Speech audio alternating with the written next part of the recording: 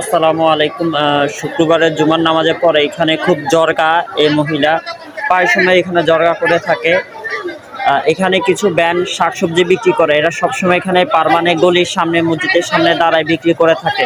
কিন্তু শুক্রবারে অনেকে হঠাৎ করে এসে যদি এসব ওদের সামনে দাঁড়ায়, ওদের পাশে দাঁড়ায়, ওদেরকে পারে না উঠাই দিবে, ওদেরকে দাঁড়াতে দেয় না, বিক্রি করতে দেয় না। এখানে যারা পার্মানেন্ট বিক্রি করে আর ওদের সাথে খুব রাফ বিহেভ করে, পারে না শুধু গায়ে হাত তুলতে। আর এই মহিলার ব্যবহার খুবই খারাপ, খুবই খারাপ।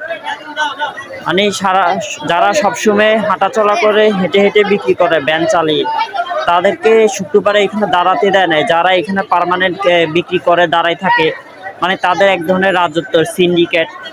প্রশাসনের দৃষ্টি আকর্ষণ করতেছি, আইনের ব্যবস্থা নেওয়ার অনুরোধ রইল। আর এই মহিলার ব্যবহার খুবই খারাপ, পারে না মানুষের গায়ে হাত তুলতে। অন্যান্য সবজিওয়ালা, ব্যানওয়ালা, ফলাদেরকে সাথে খুব দুর্ব্যবহার